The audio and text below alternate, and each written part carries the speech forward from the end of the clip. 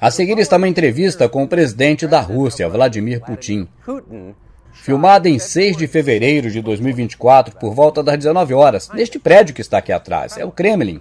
A entrevista, como você verá e vai assistir, é principalmente sobre a guerra em andamento, a guerra na Ucrânia, e como começou, o que está acontecendo e, mais atualmente, como pode terminar. No início da entrevista, fizemos a pergunta mais óbvia. Por que você fez isso? Você sentiu uma ameaça física iminente, e esta é a sua justificativa? E a resposta que recebemos foi chocante. Putin continuou por muito tempo, provavelmente meia hora, falando sobre a história da Rússia, remontando aos séculos VIII, e honestamente, pensamos que isso era uma estratégia de obstrução, e achamos irritante e interrompemos várias vezes. E ele respondeu que também estava irritado com as interrupções. Mas no final concluímos, pelo que vale a pena assistir, não foi uma técnica de obstrução, não houve limite de tempo para a entrevista, terminamos depois de 2 horas. Em vez disso, o que vocês estão prestes a ver, pareceu-nos muita sinceridade, viu? E concorde ou não com isso, Putin acredita que a Rússia tem uma reivindicação histórica justa a respeito da Ucrânia Ocidental. E a nossa ideia é colocar luz sobre o que ele pensa, e você vai acompanhar agora. Senhor Presidente, obrigado. Em 22 de fevereiro de 2022, o senhor se dirigiu ao seu país em um discurso nacional quando o conflito na Ucrânia estava começando e você disse que estava agindo assim porque chegou à conclusão de que os Estados Unidos, através da OTAN, poderiam iniciar uma ofensiva surpresa ao seu país. E para nós, americanos, isso pareceu paranoico. O senhor ainda acredita que os Estados Unidos está pronto para atacar a Rússia? Não é que a América, os Estados Unidos, iriam lançar um ataque surpresa à Rússia. Eu não sei se estamos tendo um talk show ou uma conversa séria aqui. Here's the quote. Thank you. Formidável, porque eu entendo que a questão toda está no fato histórico. Então, se você não se importa, levaria apenas 30 segundos a 1 minuto para lhe dar uma breve referência à história e assim te dar um pouco do conhecimento histórico a respeito da Rússia. Por favor. Vamos ver então onde está o relacionamento nosso com a Ucrânia. Como começou, de onde veio a Ucrânia? Bom, o Estado russo começou a se reunir como um Estado centralizado, e ele é considerado, e o Estado russo teve uma data de estabelecimento, foi em 862. Quando o povo da cidade trouxe um príncipe, Varangiano Rubrik, da Escandinávia. Tanto que em 1862 a Rússia celebrou o 10º aniversário da sua criação. Eu digo como Estado. Inclusive existe um memorial dedicado ao 10º aniversário do país. O sucessor heróico do príncipe Oleg, que na verdade desempenhava o papel de regente do filho de Ruri, isso porque Ruri já havia morrido naquela época.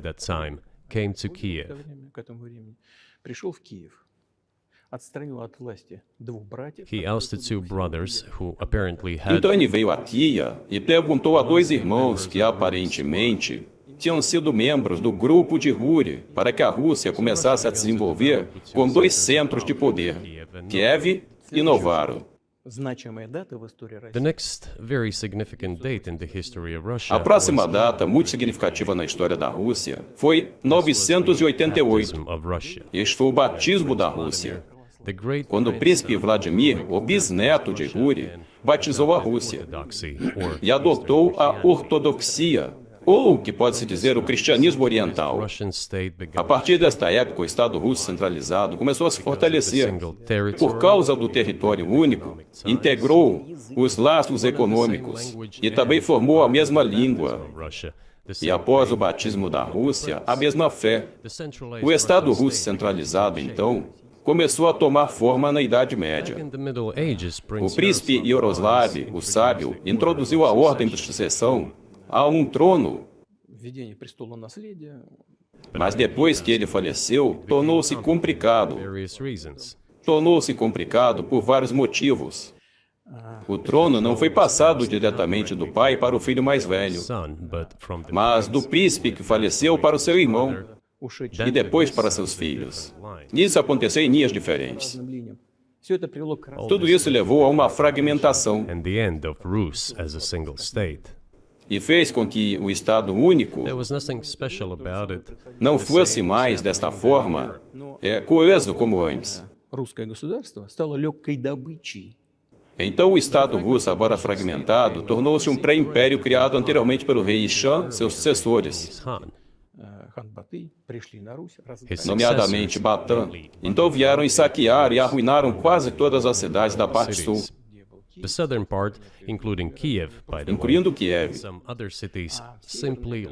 A propósito, e algumas outras cidades simplesmente perderam a independência, enquanto as cidades do norte preservaram parte da sua soberania. Então o Estado russo unificado começou a tomar forma, com seu centro exatamente em Moscou, a parte sul das terras russas, incluindo Kiev, e começou a gravitacionar gradualmente em direção a outro imã, o centro que era emergido na época. E aí surgiu então o Grão-Ducado da Lituânia. Foi até chamado de Duque Russo da Lituânia, porque os russos eram uma parte significativa desta população.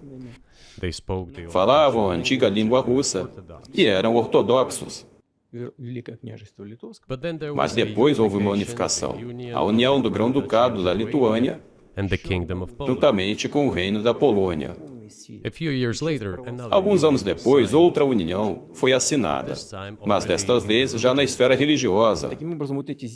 Alguns dos padres ortodoxos tornaram-se subordinados ao Papa, e assim essas terras tornaram-se parte do Estado polaco-lituano. Durante décadas, os polos estiveram envolvidos na polonização desta parte da população. Eles introduziram a sua língua ali e tentaram arraigar a ideia de que esta população não era exatamente russa, que por virem dos franceses, eram ucranianos originalmente. E a palavra ucraniano significava que a pessoa morava na periferia do Estado, ao longo das periferias, ou então estava envolvido em um serviço de patrulha da fronteira. Isso não significava nenhum grupo étnico em particular. Então as pesquisas estavam tentando, de todas as maneiras possíveis, polir esta parte das terras russas. Tudo o que levou ao fato desta parte das terras russas ter começado a lutar pelos seus direitos. Eles escreveram cartas a Varsóvia exigindo que seus direitos fossem respeitados e que as pessoas fossem comissionadas. Eu peço desculpas. O senhor pode dizer em que período nós estamos falando? Eu estou perdido ao longo da história. No século XIII. Agora vou te contar o que aconteceu mais tarde. E também vou dar as datas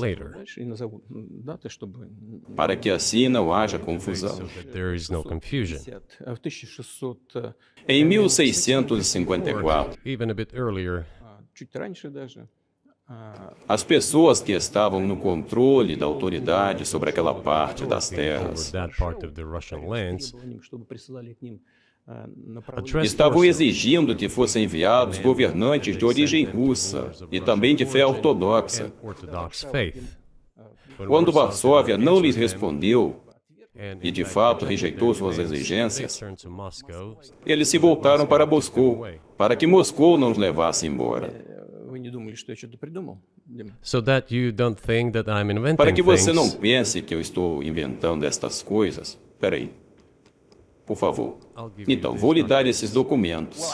Bem, não parece que o senhor está inventando. E também não sei porque o senhor está relatando coisas que aconteceram há anos. Mas ainda assim são documentos, e aqui estão as cópias das cartas que eu estou te falando.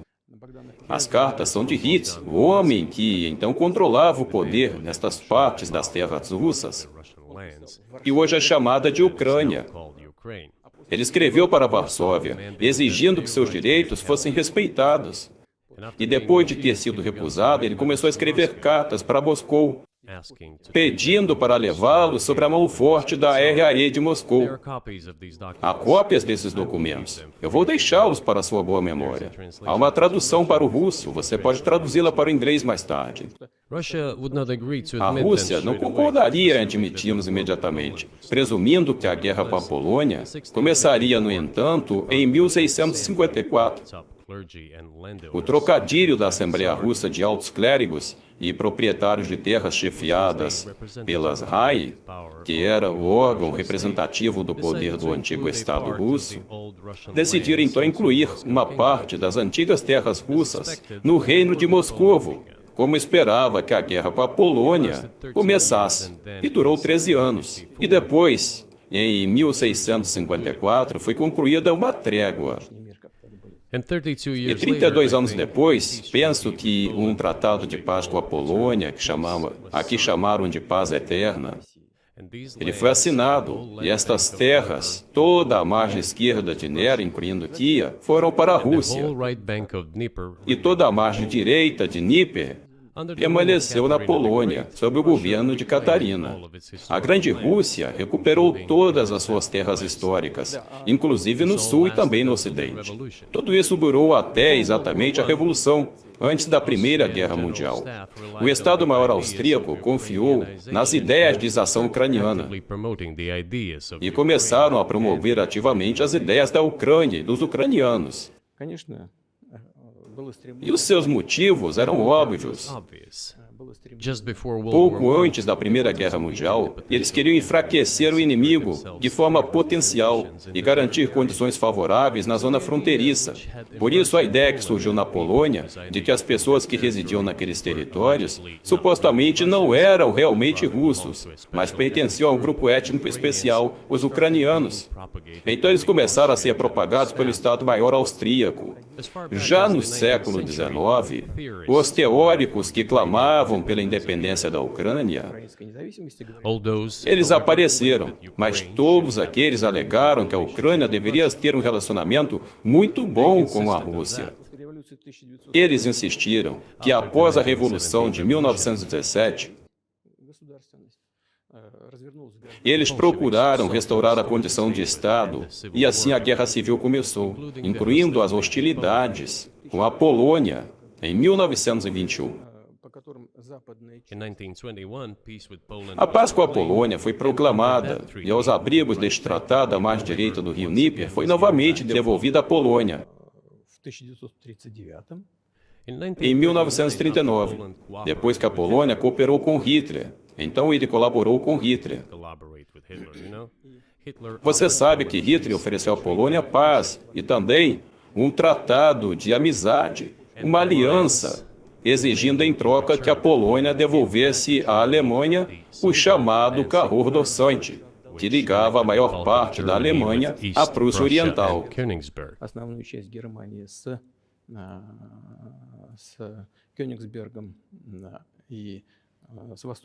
Depois da Primeira Guerra Mundial, esse território foi transferido para a Polônia, e em vez de Danzig, surgiu a cidade de Dum. Hitler pediu então que o entregasse amigavelmente, mas eles recusaram. Ainda assim colaboraram com Hitler e se envolveram então na divisão da Tchecoslováquia. Mas posso perguntar se você está argumentando de que a Ucrânia é parte da Rússia e de que a Rússia tem a Ucrânia já há centenas de anos? Então por que você não fez isso logo que se tornou presidente há 24 anos? Você tem armas nucleares, eles não têm. Se na verdade a terra é sua, por que você esperou tanto? Fica calmo, com certeza vou te dizer, eu estou chegando ao fim. Esse briefing está chegando ao fim. Pode ser chato, mas explica muitas coisas. Só não sei se é relevante. Good. Good. I'm so gratified that you appreciate that. Thank you. Antes da Segunda Guerra Mundial, a Polônia colaborou com Hitler. E embora não tenha cedido às exigências de Hitler, ainda participou da divisão da Tchecoslováquia junto com Hitler, já que as pesquisas não haviam dado o corredor da dança para a Alemanha. Hitler então começou a Segunda Guerra Mundial e ele atacou-os porque foi contra a Polônia que a guerra começou em 1º de setembro de 1939. A Polônia revelou-se intransigente a Hitler e não teve nada a fazer senão começar a implementar seus planos com a Polônia, pela forma como a União Soviética, eu li inclusive alguns documentos arquivados, que comportou-se muito honestamente e pediu permissão à Polônia para transitar as suas tropas através do território polaco. Isso para ajudar a Eslováquia. Mas o então ministro dos Negócios Estrangeiros polaco disse que se os planos soviéticos sobrevivessem à Polônia, seriam abatidos sobre o território da Polônia. Mas isso não acontece. O fato é que a guerra começou e a Polônia sentiu-se vítima das políticas que tinha seguido contra a Tchecoslováquia, uma vez que, sob o conhecido Molotov-Ribbentrop, parte do território, incluindo a Ucrânia Ocidental, seria dada à Rússia.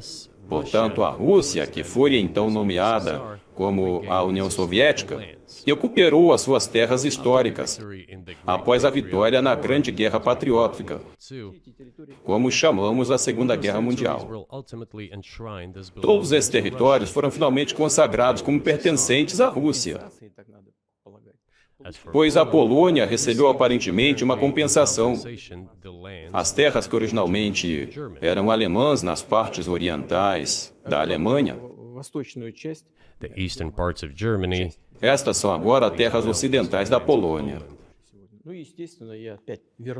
of course, Claro que a Polônia recuperou o acesso ao Mar Báltico e também a Danzig, which was once e mais uma again vez recebeu seu nome polaco. So this was how Então the foi situation assim que esta situação se configurou. in 1922, when the Em 1922, quando a União Soviética estava sendo estabelecida, o BIC começou a construir a União Soviética e estabeleceu então a Ucrânia Soviética, que nunca existiu antes. Stalin insistiu que essas repúblicas fossem incluídas na União Soviética como entidades autônomas, por alguma razão inexplicável. autonomous entities. For some, Lenin, o fundador do Estado Soviético, insistiu que elas tivessem o direito de se retirarem da União Soviética novamente, por algumas razões desconhecidas. and again, for some unknown reasons, he transferred Então to transferiu that para aquela recém-criada República Soviética da Ucrânia Ukraine some of the algumas das lands terras, together, juntamente com as pessoas que lá even viviam. though those lands had never been called Ukraine. Embora essas terras nunca tivessem sido chamadas de Ucrânia, e ainda assim tenham feito parte daquela República Soviética da Ucrânia. Estas terras incluíam a região do Mar Negro, que foi recebida sob Catarina, a Grande, e que não tinha qualquer ligação histórica com a Ucrânia. Mesmo se voltarmos a 1654, quando essas terras retornaram ao Império Russo, esse território era do tamanho de 3 a 4 regiões da Ucrânia moderna, sem nenhuma região do Mar Negro que estivesse completamente fora da questão. Tá bom, o senhor tem grande conhecimento técnico sobre toda essa área e região, mas a minha pergunta é, por que o senhor não defendeu este caso durante os primeiros 22 anos como presidente?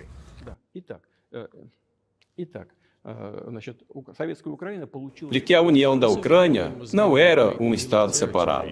A União Soviética recebeu um grande acordo de território que nunca lhe pertenceu, incluindo a região do Mar Negro. Em algum momento, quando a Rússia os recebeu como resultado das guerras russo-turcas, eles foram chamados de Nova Rússia, ou Senria.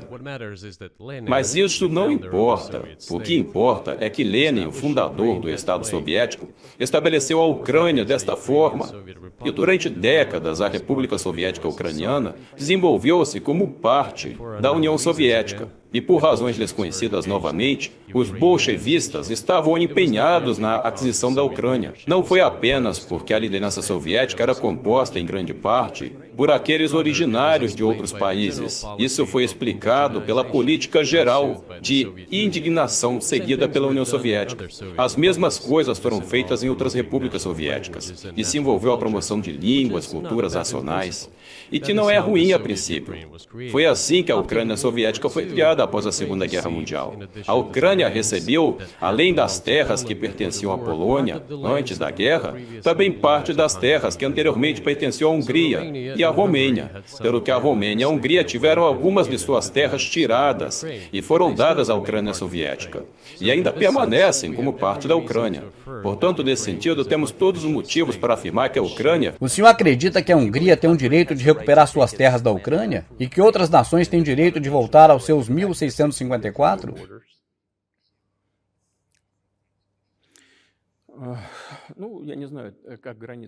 Não tenho certeza se deveriam voltar às fronteiras de 1654, mas dada a época de Stalin, o chamado regime de Stalin, que, como muitos afirmam, viu inúmeras violações dos direitos humanos e também violações dos direitos de outros estados, В этом смысле, конечно, вполне можно, если не говорить о том, что они имеют на это право. pode-se dizer que eles poderiam reivindicar de volta estas terras deles, embora não tenham o direito de fazer isso. E é pelo menos compreensível que você dissesse. Никогда не говорил. Never. I've never told him. Nunca foi dito a ele nem a ninguém, nenhuma única vez. Nem tivemos qualquer conversa sobre isso. Mas, na verdade, eu estou certo que os húngaros, estes que moram lá, queriam voltar para sua terra histórica. Além disso, eu gostaria de compartilhar uma história muito interessante com vocês. E agora vou divulgar uma história pessoal. No início da década de 80, eu fiz uma viagem de carro, desde Lenin, através da União Soviética, através de Kiev, e fiz uma parada em Kiev. E depois eu fui para a Ucrânia Ocidental. Na verdade, fui até a cidade de Bavo. E todos os nomes de cidades e vilas estavam em russo. E no idioma que eu não entendia, em húngaro. Estava em húngaro e não em ucraniano. Estava em russo e húngaro, não em ucraniano. Eu estava dirigindo por algum tipo de vila e havia homens sentados ao lado das casas e eles usavam ternos pretos de 3 peças e também chapéus pretos. Perguntei se eles eram algum tipo de artistas. Disseram-me que não. Eles não eram artistas, eles eram húngaros. Eu disse: o que eles estão fazendo aqui? O que você quer dizer com esta é a terra deles? Eles vivem aqui. Isso foi durante a era da União Soviética da década de 80. Eles preservaram a língua húngara, os nomes húngaros e todos os seus nomes nacionais. Eles são húngaros e se sentem húngaros. Isso há muito disso, embora eu ache que muitas nações estão chateadas com a Transilvânia, assim como você obviamente sabe, mas muitas nações sentem frustradas com as fronteiras que são redesenhadas desde as guerras do século XX e das guerras que remontam a 1000 anos, aquelas que você mencionou. Mas o fato é que você não apresentou esses casos em público até 2 anos atrás, em fevereiro. E no caso que você apresentou, que li hoje, você só explica detalhadamente que sentiu uma ameaça física do Ocidente e da OTAN, incluindo potencialmente uma ameaça nuclear. E foi isso que o levou a agir. É uma caracterização justa do que você está falando?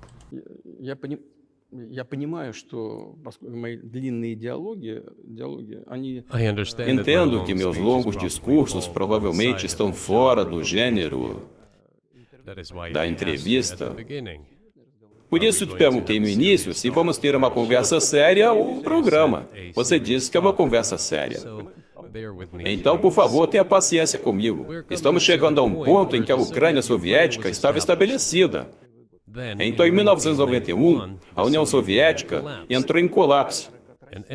E tudo que a Rússia generosamente concedeu à Ucrânia foi arrastado pela escada. Estou chegando a um ponto muito importante da agenda de hoje. Depois de todo o colapso da União Soviética ter sido efetivamente iniciado pela liderança russa, eu não compreendo o que guiava a liderança russa naquela altura, mas eu suspeito que haviam várias razões para pensar que tudo acabaria bem.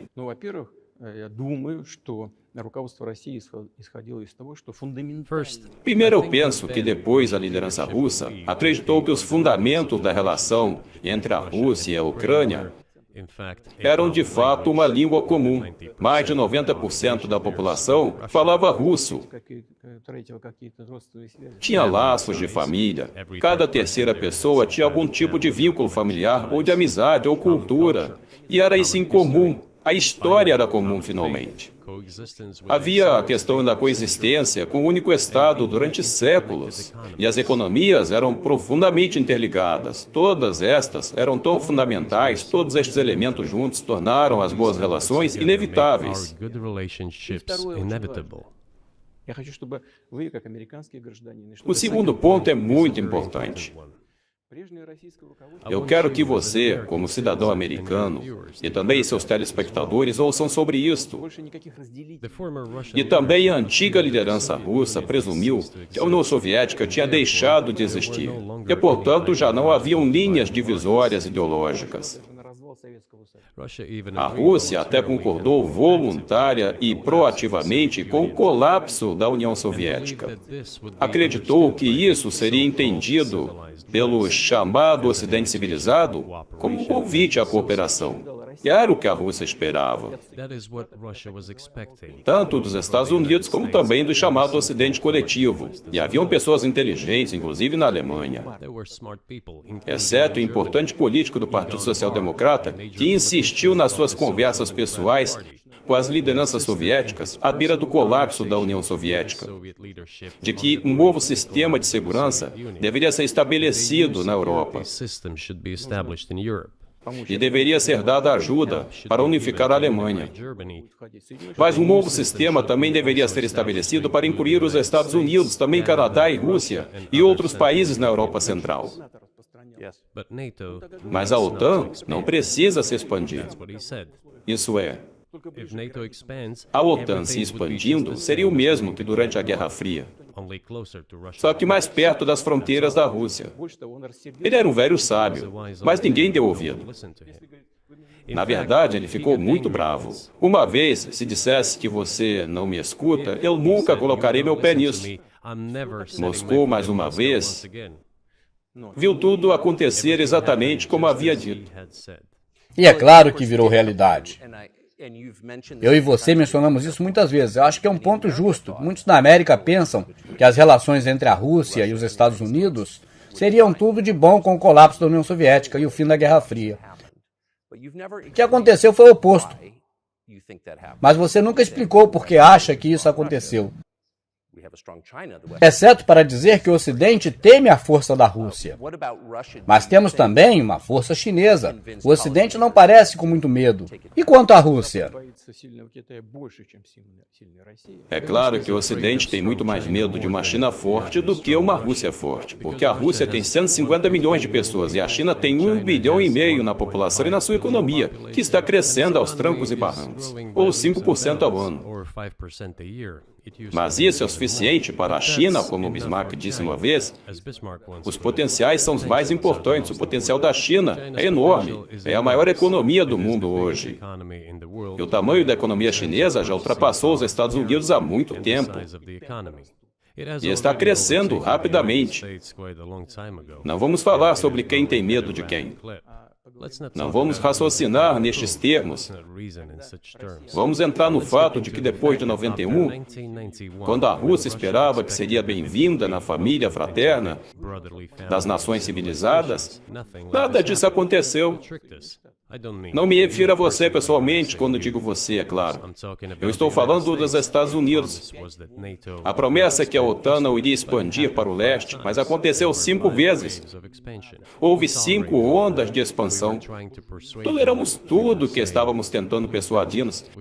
Estávamos dizendo, por favor, não somos tão burgueses. Agora, quanto a você, nós somos uma economia de mercado e não há poder de partido comunista. Vamos negociar. Além disso, eu também disse isso publicamente, antes que houvesse um momento em que uma certa brecha começou a crescer entre nós, antes de Wilson vir para os Estados Unidos. Lembre-se que ele falou no Congresso e disse que as boas palavras, que Deus abençoe a América, tudo que ele disse foram sinais. Deixe-nos entrar, lembre-se dos desenvolvimentos na Iugoslávia antes de mim ter sido elogiado.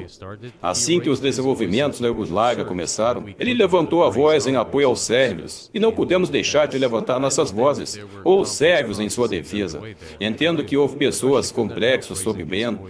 Sim, mas a Rússia não pôde deixar de levantar a voz em apoio aos sérvios, porque os sérvios também são uma nação especial e são próximas de nós. A sua cultura ortodoxa e assim por diante é uma nação que sofreu muito por gerações, independente do que é importante, é que Elton expressou seu apoio ao que os Estados Unidos fizeram em violação de uma lei internacional e também da Carta da ONU. Começou a bombardear sendo Belgrado. Foram os Estados Unidos que tiraram o gênio da garrafa. Além disso, quando a Rússia protestou e expressou seu ressentimento pelo que foi dito, a Carta das Nações Unidas e também o direito internacional tornaram-se obsoletos. Agora todos invocam o direito internacional, mas naquela altura começaram a dizer que tudo estava ultrapassado. Tudo tinha que ser mudado, na verdade. Então algumas coisas precisam ser mudadas, pois o equilíbrio de poder mudou, é verdade, mas não neste homem. Elon foi imediatamente arrastado pela lama, acusado de alcoolismo, de não entender nada, de não saber nada. Ele entendeu tudo, garanto-vos. Tornei-me presidente em 2000. Pensei que estava tudo bem, a questão iugoslava tinha acabado, mas deveríamos tentar restaurar, então, as relações. Vamos reabrir a porta que a Rússia tinha. Tentei passar. Além disso, eu disse isso publicamente. Eu posso reiterar em uma reunião aqui, no Kremlin, com o presidente cessante Bill Clinton, aqui mesmo, nesta sala, aqui, ó. Eu disse a ele, eu perguntei, Bill, você acha que se a Rússia pedisse para aderir à OTAN, você acha que isso aconteceria de repente?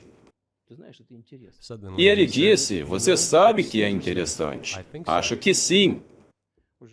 Mas à noite, quando nos encontramos para jantar, ele disse, você sabe, conversei com a minha equipe agora e eu, não é possível. Agora você pode perguntar a ele. Acho que ele vai assistir à nossa entrevista. E ele vai confirmar. Eu não teria dito nada assim se não tivesse acontecido. Então hoje, presidente, se você pudesse, se juntaria à OTAN? Olha, eu fiz uma pergunta, não foi interesse de me juntar, foi uma pergunta, é possível ou não?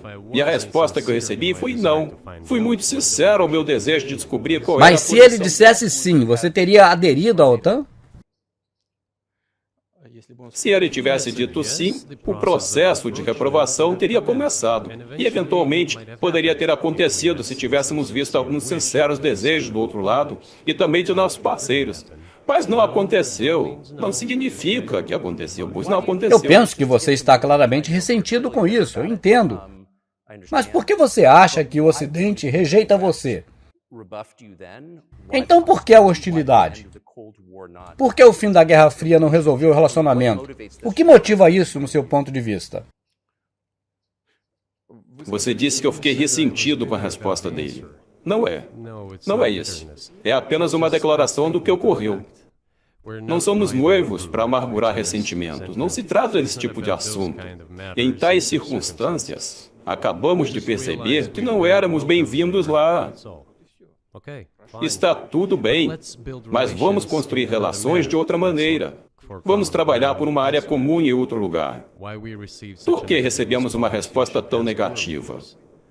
Você deveria perguntar aos seus líderes. Só posso adivinhar porque é um país demasiado grande, com a sua própria opinião e assim por diante.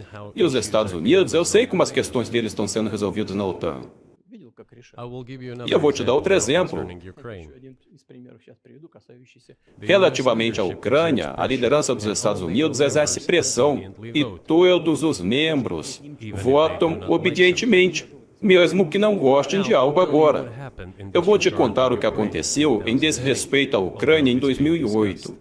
Embora esteja sendo discutido, não vou abrir segredo para você, não vou dizer nada de novo. No entanto, depois disso, tentamos construir relações de formas diferentes. Por exemplo, os acontecimentos do Oriente Médio, no Iraque. Nós estávamos construindo relações com os Estados Unidos. E de uma forma muito suave, prudente, cautelosa. Levantei repetidamente a questão de que os Estados Unidos não deveriam apoiar o separatismo ou o terrorismo no norte do Cáucaso.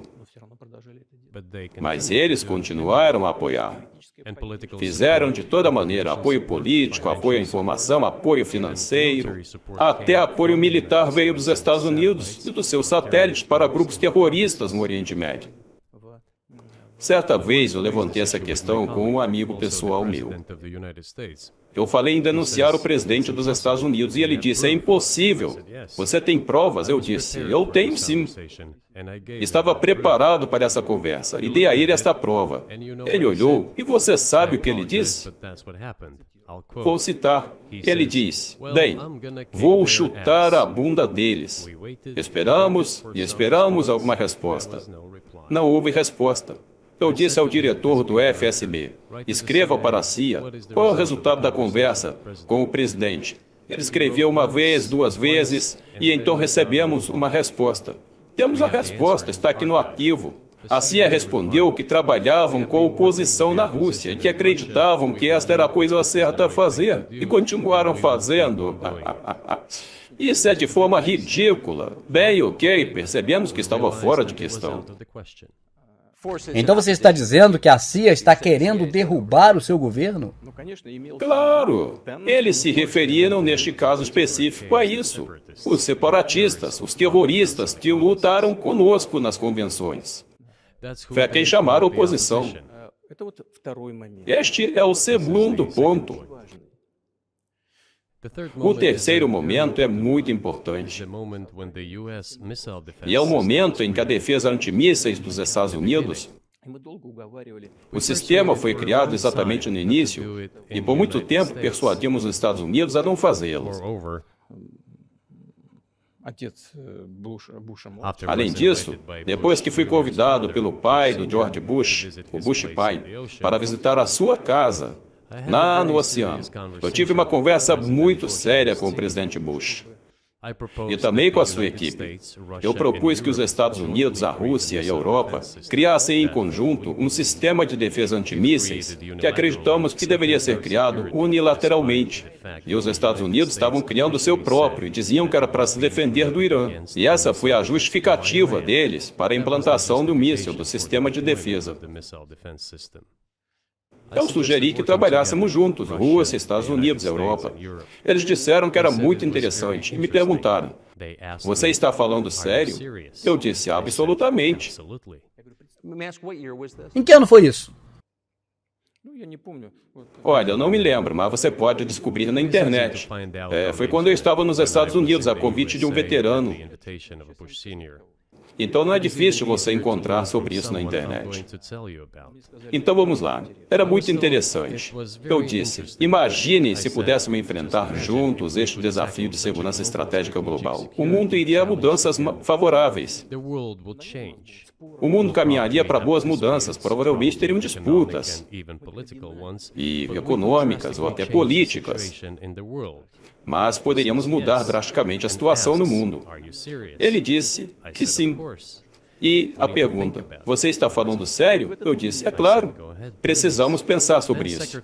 O secretário de Defesa Gates, ex-diretor da CIA, e o secretário de Estado Rice. Ele entrou exatamente aqui, neste gabinete, aqui mesmo, nesta mesa. Eles sentaram nessa sala. E o ministro das Relações Exteriores, o ministro da Defesa russo, daquele outro lado, eles me disseram, sim, nós pensamos sobre isso.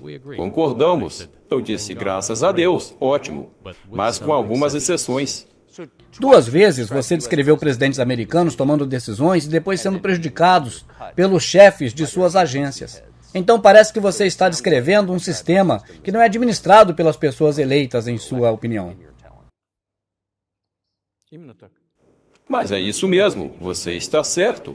Só não vou parar para falar sobre isso agora para a gente não se perder no assunto. Não vou contar detalhes porque acho também incorreto. Afinal, era uma conversa confidencial. Mas nossa proposta foi recusar. Isso é fato. Foi certo aquele momento quando eu disse, olha, então seremos forçados a tomar medidas contrárias. Criaremos sistemas de ataques que certamente irão superar o sistema de defesas antimísseis. E a resposta foi que não estamos fazendo isso contra você. E você faz o que quiser. Assumindo que não é contra nós, nem contra os Estados Unidos. E eu disse, tudo bem. Muito bem. Foi assim que aconteceu. E criamos sistemas hipersônicos, com alcance intercontinental. E continuamos a desenvolvê-los. Agora estamos à frente de todos os Estados Unidos e de outros países em termos de desenvolvimento de sistema de ataque hipersônico. Estamos melhorando todos os dias. Mas não foi a proposta inicial, queríamos ter seguido outro caminho, mas fomos empurrados para trás. Agora, sobre a expansão da OTAN para o leste, bem, foi-nos prometido que não havia OTAN para o leste, nem 1 centímetro para o leste, como nos disseram. E depois o que me disseram? Olha, não está escrito em papel. Então vamos expandir. Então houve 5 ondas de expansão.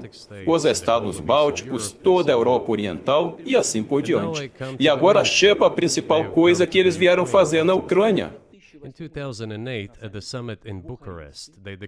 Em 2008, na Cimeira de Bucareste, declararam que as portas para a adesão da Ucrânia e da Geórgia à OTAN estavam agora abertas, sobre como as decisões seriam tomadas naquele país. Um cara tão durão, um político durão, como me disseram mais tarde, ele exerce pressão sobre nós e tivemos que concordar. Isso é ridículo. É como o jardim de infância. Onde estão as garantias? Que tipo de pessoas são essas? Quem são eles? Você vê, eles foram pressionados, eles concordaram. E então eles disseram que a Ucrânia não estaria na OTAN. Você sabe, eu digo, eu não sei. Você concordou em 2008. Por que você não concorda então no futuro? Bem, eles nos pressionaram. Então eu digo, por que eles não pressionam você amanhã? E por que se eles pressionarem você amanhã, você concordará? De novo, bem, não faz sentido. Quem está aí para conversar?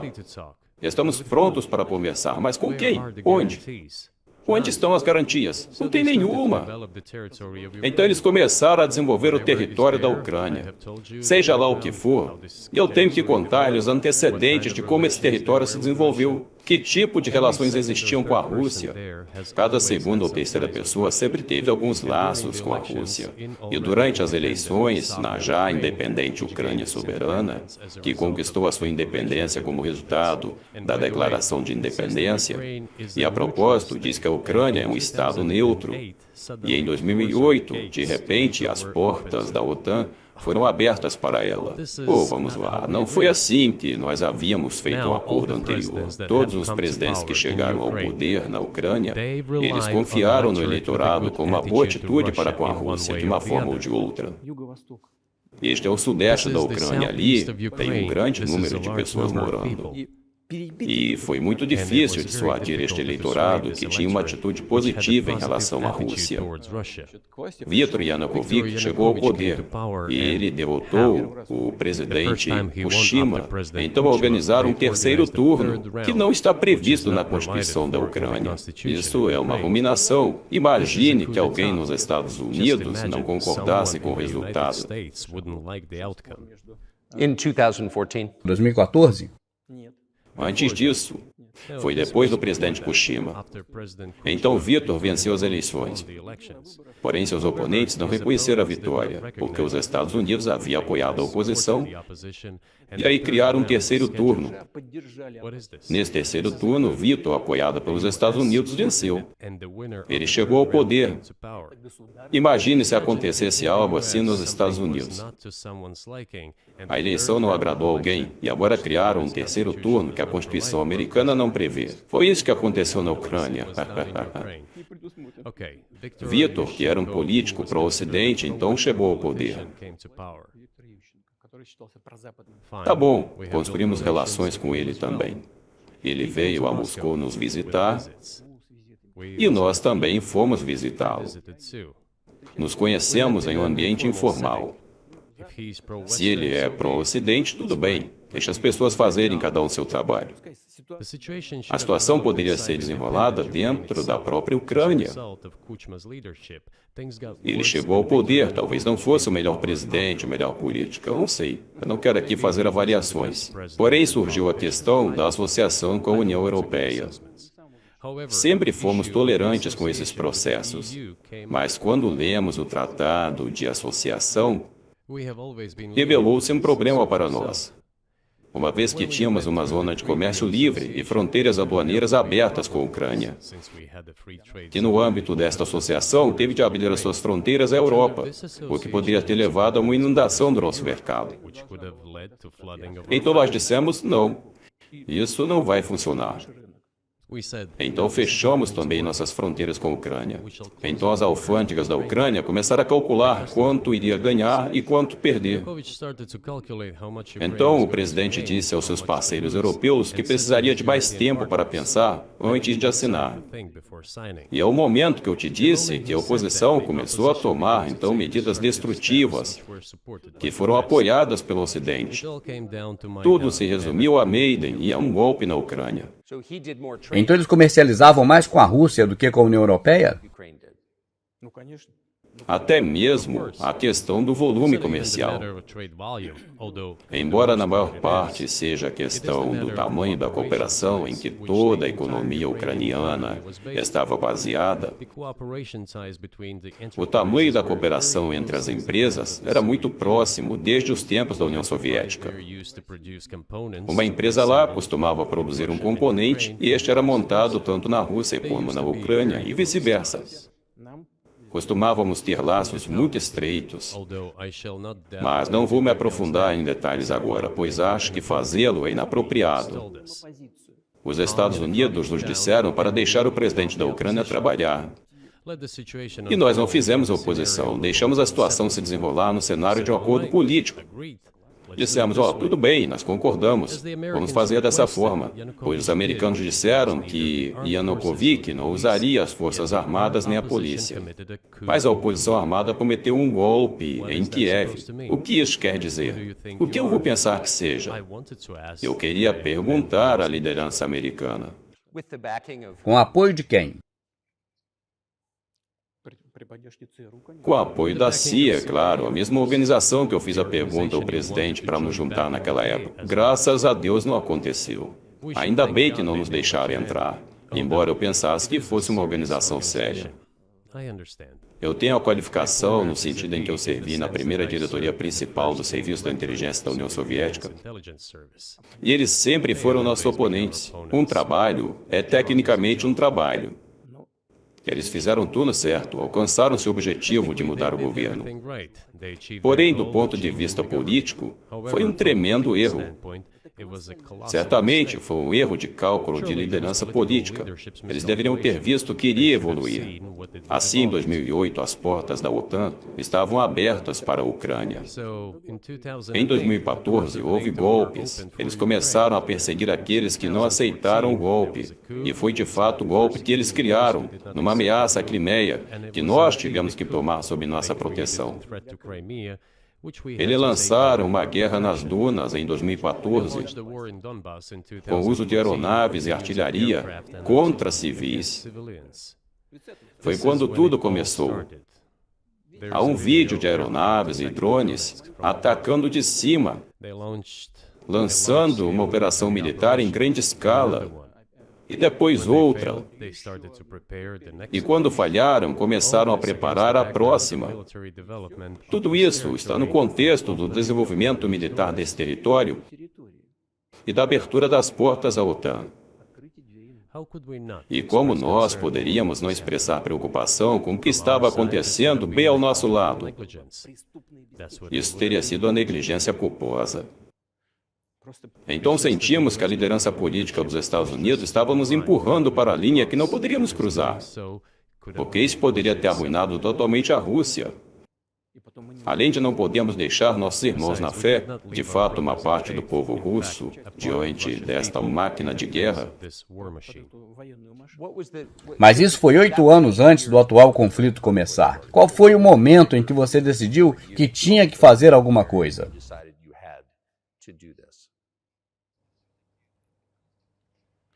Inicialmente foi o golpe na Ucrânia que provocou o conflito na época. Haviam 3 representantes de 3 países europeus, Alemanha, Polônia e França. Foram os fiadores do acordo assinado entre o governo de Yanukovych e a oposição. Eles o assinaram como fiadores.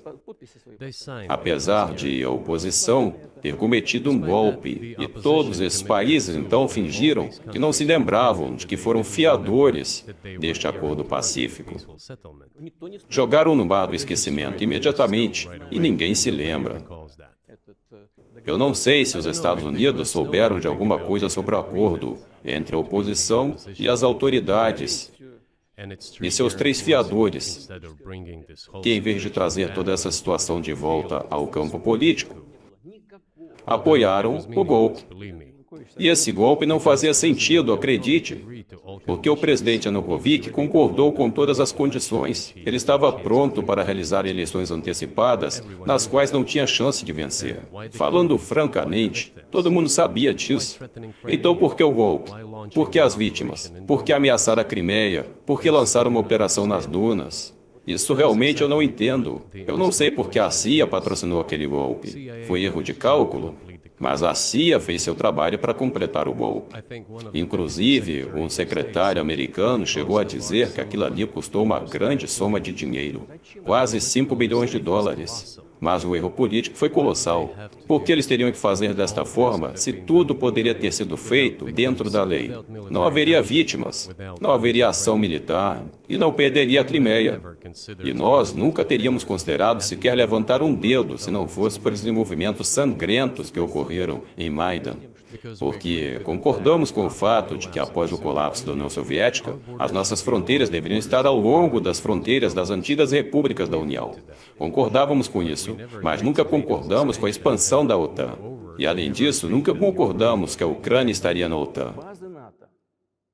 Nós não concordamos com as bases militares da OTAN lá. Não houve qualquer discussão conosco durante décadas.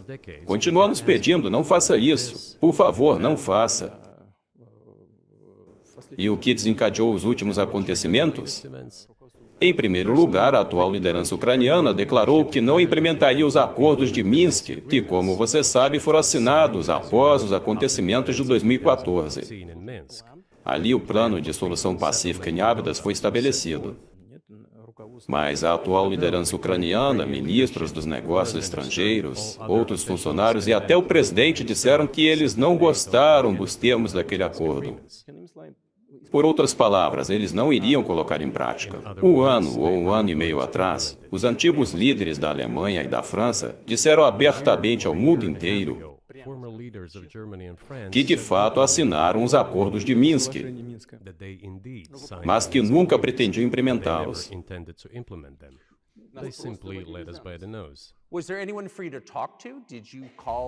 Foi aí então que você ligou para um secretário de Estado do presidente americano e disse que se continuassem a militarizar a Ucrânia com as forças da OTAN, isso não ficaria bom? Sim, falamos sobre isso o tempo todo. Nos dirigimos aos líderes dos Estados Unidos e dos países europeus para implementar os acordos de Minsk. Falando francamente, eu não sabia como faríamos isso, mas estava pronto para implementá-los. Esses acordos foram complicados para a Ucrânia. Eles incluíam muitos elementos desses territórios onde havia independência.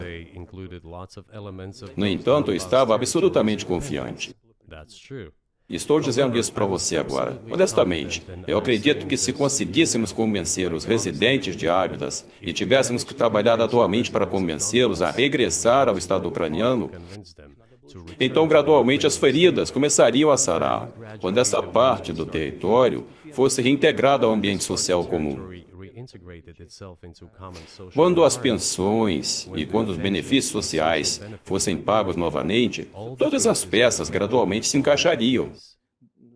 Mas não, ninguém quis, eles não quiseram, preferiram resolver a questão pela força militar. Mas não podíamos deixar isso acontecer. E a situação chegou ao ponto em que está hoje. O lado ucraniano anunciou não faremos nada.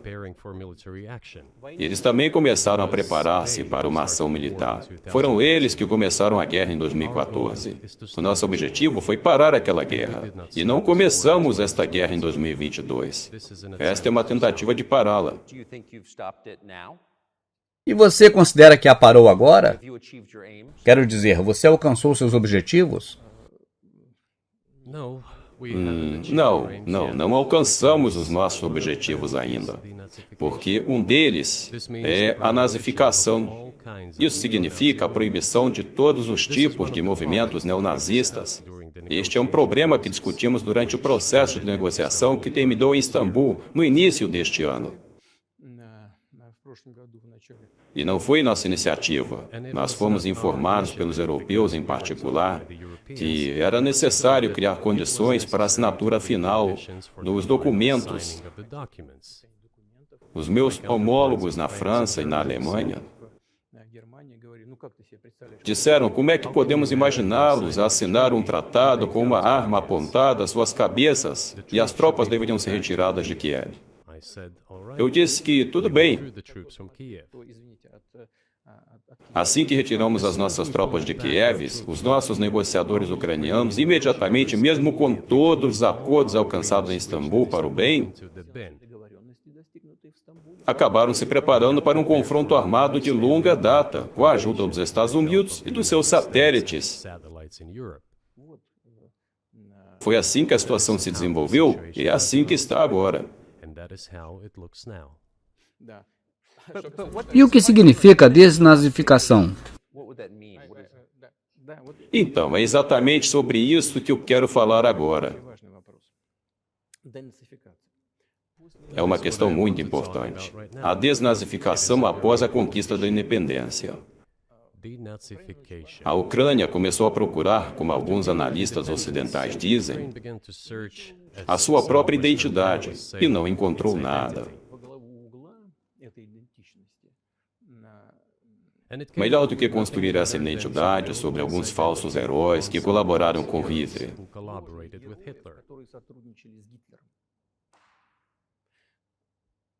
Já disse isso. No início do século XIX, quando os teóricos da independência e da soberania da Ucrânia parecia que eles presumiram que uma Ucrânia independente deveria ter relações muito boas com a Rússia. Isso devido ao desenvolvimento histórico de que esses territórios faziam parte na antiga comunidade polaco-lituana, a Polônia, onde os ucranianos foram perseguidos e tratados de forma bastante brutal, bem como foram sujeitos a comportamentos cruéis. Também houveram tentativas de destruir a sua identidade.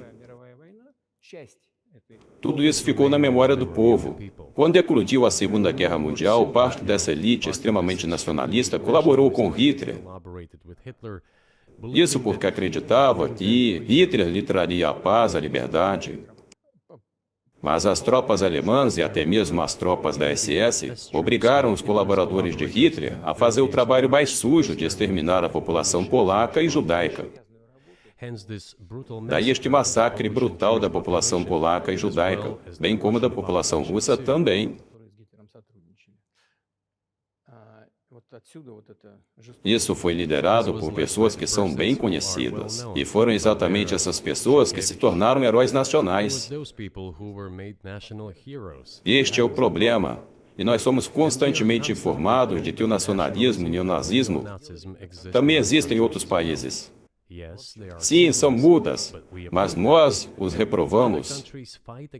Outros países lutam contra eles. Mas a Ucrânia não.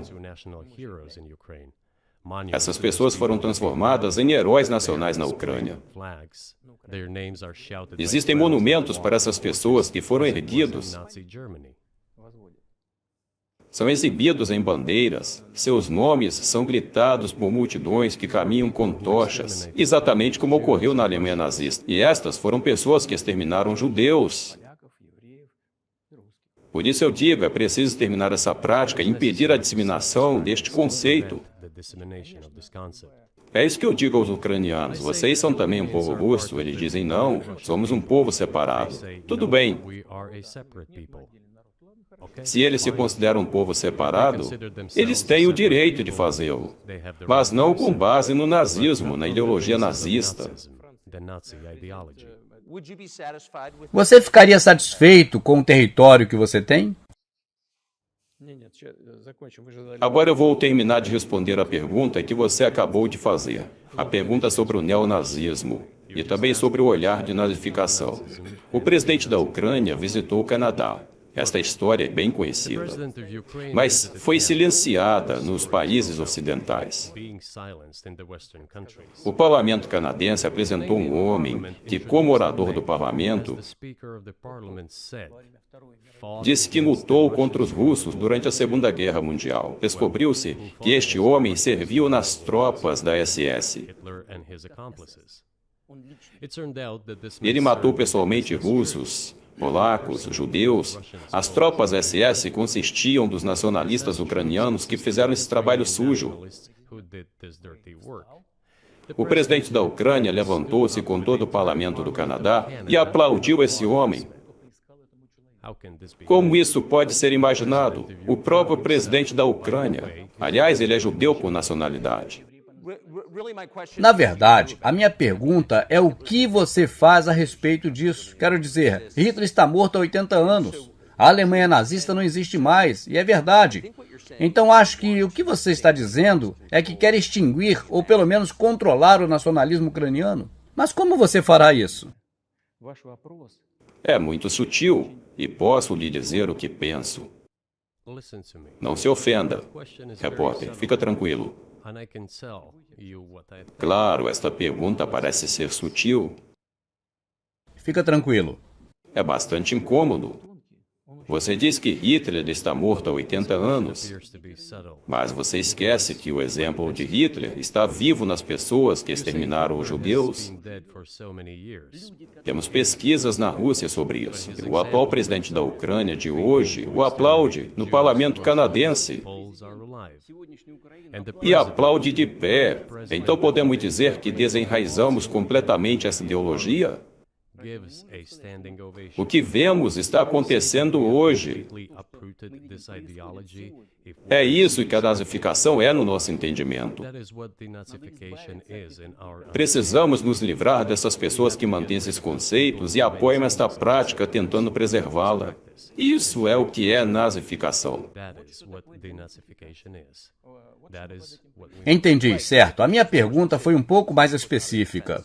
Claro que não foi uma defesa dos nazistas. Então é uma questão prática. Você não controla o país inteiro, você não controla Kiev. Você não parece querer isso. Então como você elimina uma cultura, uma ideologia, ou um sentimento, ou uma visão da história em um país que você não tem o controle? А вы знаете, как вам не покажется странным, Por mais estranho que possa parecer para você, know. As strange as it may seem to you, durante as negociações em Istambul, concordamos que temos tudo por escrito. we have it all in writing. O neonazismo não seria cultivado na Ucrânia. Including that it would Está incluído que seria proibido em nível legislativo. Mr. Sr. we Carson, agreed on that. concordamos que isso pode ser feito durante o processo de negociação, Waiting for e Ukraine. não há nada humilhante para a Ucrânia como um Estado civilizado moderno. State allowed to promote Nazism? Se assim fora, qualquer Estado poderia promover o nazismo. Mas não é isso. Ou será que é? E por que não houveram conversações sobre a resolução do conflito na Ucrânia?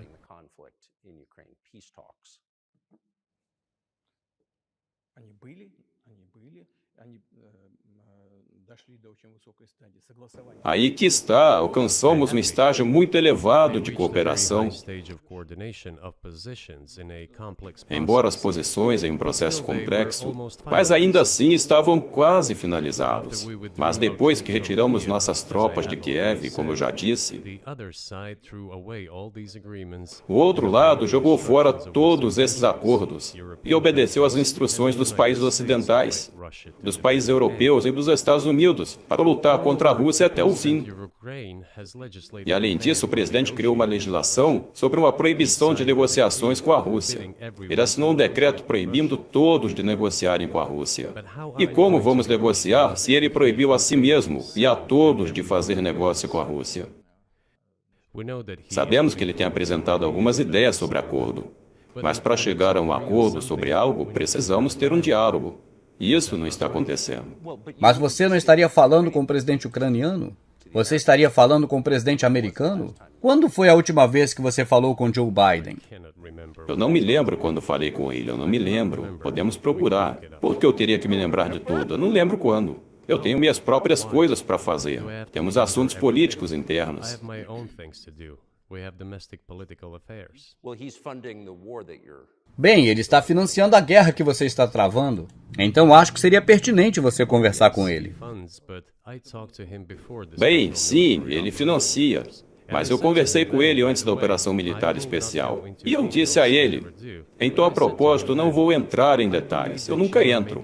Mas eu disse a ele, olha, eu acredito que você está cometendo um grande erro, de proporções históricas, ao apoiar tudo o que está acontecendo lá na Ucrânia. Eu disse a ele, sim, eu falei várias vezes. Aliás, eu acho que seria correto se eu parasse por aqui. E o que ele disse? O que ele disse? Pergunte a ele, por favor. É mais fácil para você. Você é cidadão dos Estados Unidos. Vá lá e pergunte a ele. Não é apropriado que eu comente sobre o que ele disse. Mas você não fala com ele desde antes de fevereiro de 2022. Não nos falamos. Certos contextos estão sendo mantidos. Haven't spoken. Certain contexts Embora are being falando maintained. sobre quais você se lembra do que eu lhe contei sobre minha proposta para trabalhar I juntos told you about my proposal to work together on a missile em um sistema de defesa antimísseis. Можно спросить? Sim, você pode perguntar a todos eles. Todos eles estão sãos e salvos, graças a Deus. former president Condoleezza is safe. O ex-presidente Kisa está são e salvo. Gates and the current director of the intelligence Acho que o Sr. Gates, o atual diretor da agência de inteligência, o Sr. Burns, então embaixador para a Rússia, na minha opinião, nosso embaixador de muito sucesso, todos foram testemunhas dessas conversas. Pergunte-lhes o mesmo que perguntou para mim, se você está interessado no que o Sr. presidente Biden me respondeu, pergunte a ele. to me, ask him. At any rate, I talked to him about it. Sim, eu estou definitivamente interessado. Mas olhando de fora, parece que isso pode evoluir para algo que colocará o mundo inteiro em conflito e poderia iniciar um lançamento nuclear. Então por que o senhor não liga para Biden e diz, olha, vamos resolver isso? А что решить? Все очень... O que há para resolver é muito simples. Repito, nós temos contatos através de várias agências. Eu direi a eles o que estamos dizendo sobre esse assunto I will tell you e o what que estamos transmitindo à liderança dos Estados Unidos. conveying to the US leadership. Se querem realmente parar de lutar, precisam parar de fornecer armas. Então acontecerá dentro de algumas semanas. Few weeks. That's it. And then we can É agree on isso, some e então terms. poderemos concordar com alguns termos. Antes de você fazer isso, pare o que é mais fácil. Why would I call him? Por que eu deveria ligar para ele sobre o que eu devo falar com ele ou implorar a ele? Такое-то оружие на Украине. Por que vai entregar tais e tais armas para a Ucrânia? Oh, I'm afraid. Please don't. What is there to talk about? O senhor acha que a OTAN está preocupada com a possibilidade disso se tornar uma guerra global, um conflito nuclear? Bom, pelo menos é disso que eles estão falando. E eles estão tentando intimidar a sua própria população com uma ameaça russa imaginária. Imaginary Russian threat. Este é um fato óbvio. This is an obvious E as pessoas que pensam, não os alienados, mas as pessoas que pensam, os analistas, aqueles que estão envolvidos na política real, politics. apenas as pessoas inteligentes entendem perfeitamente bem o que é isso. Isso é uma farsa. Eles são tentados a alimentar a ameaça russa. A ameaça que o senhor está se referindo seria uma invasão russa à Polônia? Um comportamento expansionista? Você pode imaginar um cenário em que você enviou tropas russas para a Polônia? Только в одном случае, если со стороны... Only in one Bom, case. enviar tropas à Polônia só se no caso da Polônia atacar a Rússia. Because we have no Porque interest. nós não temos nenhum interesse na Polônia ou qualquer outro lugar. Então por que faríamos isso? Simplesmente não temos nenhum interesse. It's just threat mongering. Bem, você deve reconhecer que há um argumento sobre isso. Olha, ele invadiu a Ucrânia. Ele tem objetivos territoriais em todo o continente. Mas você está dizendo que isso é um equívoco?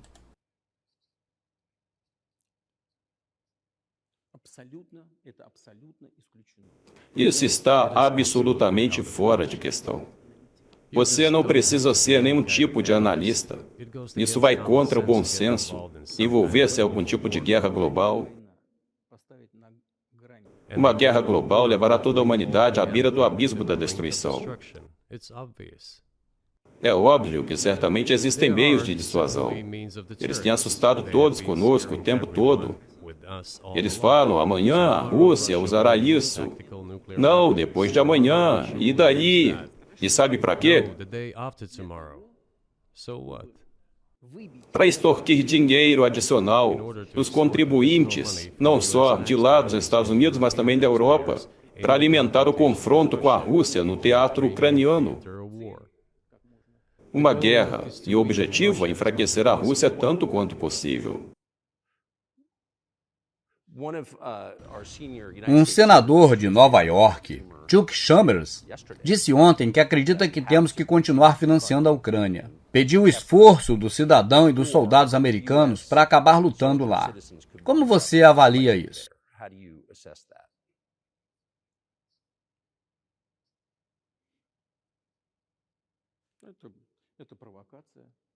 Para mim, isso é uma provocação barata. Aliás, eu não entendo por que os soldados americanos deveriam lutar na Ucrânia. Existem mercenários dos Estados Unidos, e lá também tem um número enorme de mercenários da Polônia. Os mercenários dos Estados Unidos estão em segundo lugar. E em terceiro lugar, os mercenários da Geórgia. Bom, se alguém tem o desejo de enviar tropas regulares que certamente levariam a humanidade à beira de um conflito global, isso é muito sério. E é óbvio, os Estados Unidos precisam dessas coisas. Afinal, está ocorrendo a milhares de quilômetros de distância do seu território nacional. Já que você não tem nada melhor para fazer, sendo que você tem problemas na fronteira, problemas com migração, problemas com a dívida nacional, hoje mais de 33 trilhões de dólares. Mas você não tem nada melhor para fazer. Então você vai lutar na Ucrânia. Agora, não seria melhor negociar com a Rússia, já compreendendo a situação que se desenvolve hoje, percebendo que a Rússia lutará pelos seus interesses até o fim? Então, percebendo isso de fato, recorrer ao bom senso, respeitando o nosso país, os nossos interesses, e procurar soluções. Parece-me que isso é muito mais inteligente, é muito mais nacional, é muito mais racional. Quem explodiu o Nord Stream? Você, com certeza. Não, eu estava ocupado naquele dia. Eu não explodi Nord Stream. Nem eu. Embora você pessoalmente possa ter um álibi. I did not blow up Nord Stream. Thank you, though. Mas a CIA, essa não tem álibi. Você tem provas de que a OTAN ou a CIA fizeram isso? Você sabe, eu não vou entrar em detalhes, mas todo mundo sabe. Nestes casos, você deve procurar alguém que esteja interessado. E neste específico caso, não devemos apenas procurar alguém que esteja interessado, mas também procurar alguém que tenha capacidades. Porque pode haver muitas pessoas interessadas, mas nem todos têm essa capacidade para afundar no Mar Báltico e realizar esta mega explosão. Para isso, esses dois componentes devem estar ligados. Quem está interessado, que é capaz de fazer isso. Esse é o maior ato de terrorismo industrial de todos os tempos. E a maior emissão de CO2 da história. Tudo bem, se você tivesse provas, então você poderia fazer com que a OTAN, a CIA, os Estados Unidos, o Ocidente, fosse provado que eles fizeram isso. Mas você não apresentou nada. Você obteria uma vitória de propaganda. Vitória de propaganda na guerra da propaganda? É muito difícil derrotar os Estados Unidos.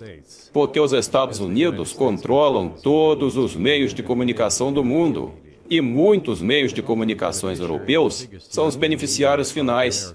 Os maiores meios de comunicações europeus são instituições financeiras americanas. Você não sabe disso? Então, é possível envolver-se nesse trabalho, mas o custo é proibitivo. Por assim dizer, podemos simplesmente chamar a atenção para as nossas fontes de informação. Mas não obteremos nenhum resultado. É claro, para o mundo inteiro, o que aconteceu é o que os analistas americanos vão falar. É verdade, sim, mas aqui está uma pergunta que você pode responder. Você trabalhou na Alemanha, notoriamente. Os alemães sabem claramente que seus parceiros da OTAN fizeram isso. E isso poderia danificar a sua economia. Podem nunca mais se recuperar. Então, por que eles estão calados sobre isso? Isso é muito confuso para mim. Por que os alemães não diriam algo sobre isso? Isso também me deixa confuso. Mas a liderança alemã de hoje é guiada pelos interesses do Ocidente coletivo e não pelos interesses nacionais.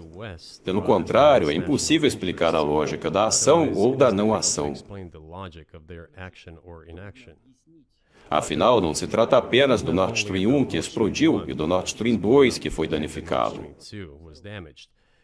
mas de um tubo que está são e salvo, e assim o gás pode ser fornecido à Europa através dele, mas a Alemanha não abre. E existe outra rota através da Polônia chamada Ramal Europa. Ela também permite um grande fluxo. A Polônia a fechou. Mas a Polônia embala da mão alemã. Ela recebe dinheiro dos fundos pan-europeus. E a Alemanha é o principal doador para esses fundos pan-europeus. Até certo ponto, a Alemanha alimenta a Polônia. E eles fecharam a rota para a Alemanha. Então, não entendo a razão da Ucrânia ser alimentada com armas e dinheiro dos alemães. Depois dos Estados Unidos, a Alemanha é o segundo patrocinador que dá ajuda financeira à Ucrânia para a guerra. Existem duas rotas de gás através da Ucrânia.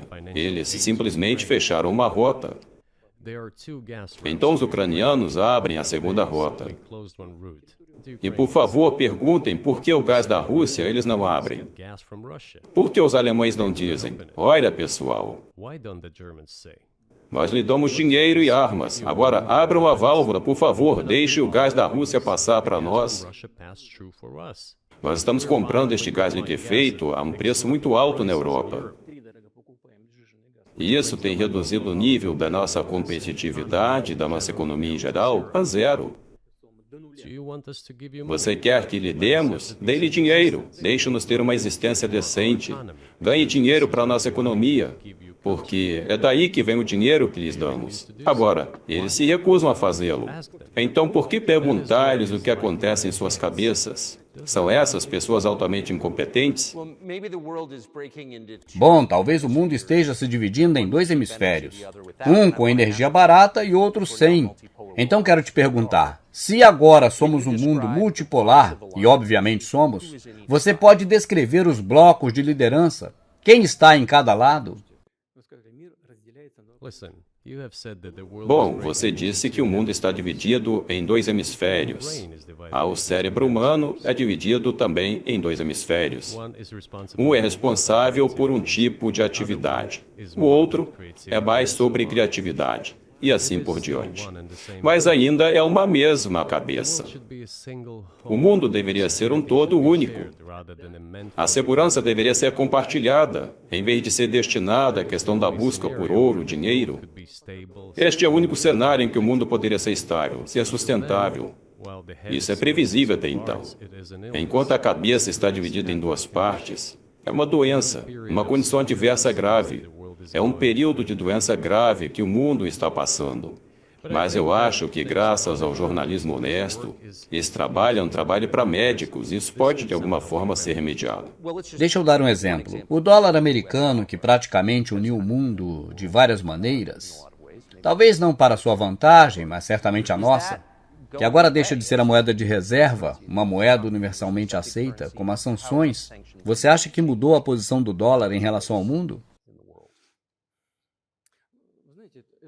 Você sabe que utilizar o dólar como uma ferramenta de luta para a política externa foi um dos maiores erros estratégicos feitos pela liderança política dos Estados Unidos. Porque o dólar se tornou a pedra angular do poder dos Estados Unidos. Eu acho que todos entendem muito bem que não importa quantos dólares sejam impressos, eles são rapidamente dispersos por todo o mundo.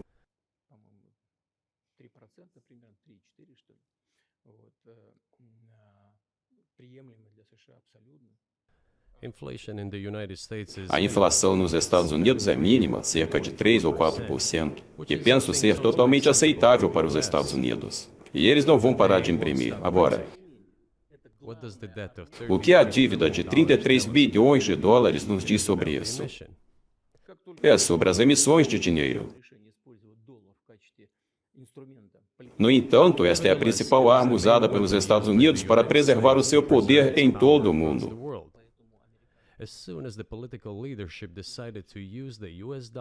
Assim que a liderança política decidiu usar o dólar americano como instrumento de luta político, foi desferido um golpe nessa potência americana. Eu não gostaria de usar nenhuma linguagem forte, mas esta é uma coisa estúpida que se fez e um erro muito grave. Veja o que está acontecendo no mundo. Até mesmo os aliados dos Estados Unidos agora estão reduzindo suas reservas em dólares. Vendo isso, todos procuraram maneiras de se proteger. Mas o fato dos Estados Unidos aplicarem medidas restritivas a certos países, como, por exemplo, impor restrições às transações, congelar ativos e coisas desse tipo, um grande sinal de preocupação é enviado para o mundo inteiro. O que tínhamos aqui até 2022? Cerca de 80% das transações do comércio exterior russos foram feitas em dólares americanos e euro. Os dólares americanos representaram aproximadamente 50% das nossas transações com terceiros, embora atualmente esteja em baixa. Não fomos nós que proibimos o uso do dólar americano. Nós não tínhamos essas intenções. A decisão dos Estados Unidos em restringir as nossas transações em dólares americanos, eu penso que foi uma completa tolice do ponto de vista do interesse dos próprios Estados Unidos e até dos contribuintes, porque isso prejudica a economia americana. Isso acabou minando o poder dos Estados Unidos em todo o mundo. Da forma que as nossas transações na moeda chinesa, na época, representavam 3%. Hoje, 34% das nossas transações são feitas em rublos. E quase a mesma quantidade, um pouco mais de 34%, hoje, é feita na moeda chinesa. E por que os Estados Unidos causaram isso? Meu único palpite é presunção. Eles provavelmente pensaram que isso levaria ao colapso total da Rússia. Mas não entrou nada em colapso. Inclusive, outros países, incluindo produtores de petróleo, estão pensando e já aceitando pagamentos pelo petróleo na moeda chinesa. Você mesmo pode perceber o que está acontecendo ou não. Alguém nos Estados Unidos percebeu isso. Todos os especialistas dizem isso. Pergunte a qualquer pessoa inteligente e pensante nos Estados Unidos o que o dólar significa para os Estados Unidos. Os Estados Unidos o está matando com suas próprias mãos. Eu penso que é uma avaliação justa. A questão é o que vem a seguir. E talvez você troque uma potência colonial por outra potência colonial muito menos sentimental e perdoadora. Quero dizer, é o BRICS que pode ser completamente dominado pelos chineses. Ou a economia chinesa, de uma certa forma, o que não é bom para a sua soberania. Você não se preocupa com isso? Ouvindo aquelas histórias da carochinha ou do bicho-papão, antes de ser uma história do bicho-papão, somos vizinhos da China. Você não pode escolher vizinhos, assim como não pode escolher parentes próximos de nós. Partilhamos uma fronteira de milhares de quilômetros com eles. Este é o número 1. Segundo, temos uma história de século de coexistência. Estamos habituados a isso. Terceiro, a filosofia da política externa da China não é agressiva. A sua ideia é procurar sempre o compromisso. E podemos ver que o próximo ponto é o seguinte: sempre nos contam a mesma história do bicho-papão. E aqui ela está de volta novamente através de uma fórmula eufemística.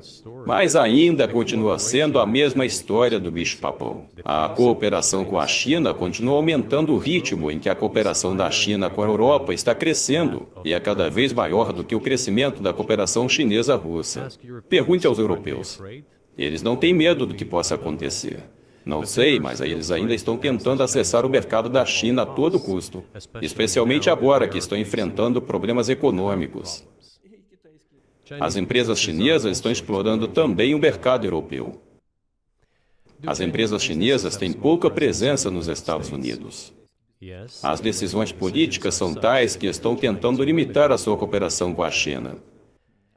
E isso em seu próprio prejuízo. Sr. Tucker, esta limitação na cooperação com a China está prejudicando a si mesmo. Este é um assunto delicado e não há solução bala de prata. É o que acontece com o dólar. Por isso, antes de introduzir quaisquer sanções ilegítimas e ilegais, e eu falo a respeito das cartas das Nações Unidas, deve-se pensar com muito cuidado. Por isso, o senhor disse há pouco que o mundo seria muito melhor se não fosse dividido em alianças concorrentes, se houvesse cooperação global. Uma das razões pelas quais você não tem isso é porque a administração americana está totalmente contra você. Você acha que se houvesse uma nova administração depois de Joe Biden, você seria capaz de restabelecer uma comunicação com o governo dos Estados Unidos ou não importa quem seja o presidente? Eu lhe direi, mas por favor me permita terminar o pensamento anterior. Nós, juntamente com meu colega e amigo presidente, Xi Jinping, estabelecemos uma meta de atingir 200 bilhões de dólares com comércio mútuo com a China este ano. Já ultrapassamos este nível, de acordo com os nossos números. O nosso comércio bilateral com a China já totaliza 230 bilhões. E as estatísticas chinesas dizem que são 240 bilhões de dólares. Mas uma coisa é importante: o nosso comércio é bem equilibrado mutuamente. Somos parceiros em pesquisas e desenvolvimento científico de alta tecnologia e energia. Isso é muito equilibrado, pois para o BRICS, onde a Rússia assumiu a presidência este ano, os países do BRICS estão em geral se desenvolvendo muito rapidamente. Veja, se não me falha a memória, em 1992, a participação dos países do G7 na economia mundial ascendeu a 47%, enquanto em 2022 caiu para, penso, um pouco mais de 30%. Os países do BRICS representavam apenas 16% em 92, mas agora sua percentagem é maior do que a do G7. Isso não tem nada a ver com os acontecimentos na Ucrânia. Isso deve-se às tendências do desenvolvimento global e da economia mundial, como mencionei já há pouco. E isso é inevitável. Isso continuará acontecendo. É como nascer do sol, você não tem como impedir que o sol nasça. Você precisa se adaptar a ele. Talvez seja como os Estados Unidos se adaptam às suas sanções forçadas, aos seus bombardeios, à pressão que eles fazem sobre os outros, o uso de forças armadas. Isso trata-se de presunção. O sistema político americano não entende que o mundo está mudando. Precisam tomar atitudes objetivas e assim conseguir preservar o seu patamar.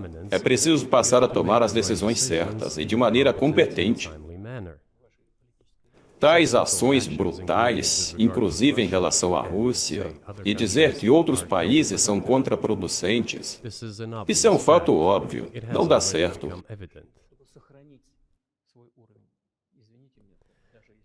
Então você me pergunta se outro líder vem e muda alguma coisa. Não tem a ver com o líder, não tem a ver com a personalidade de um indivíduo em particular. Teve alguém que eu tive um certo relacionamento razoável, digamos o Bush. Eu sei que nos Estados Unidos ele foi retratado como uma espécie de garoto de campo, que não entende muito. Eu te garanto que não é este o caso.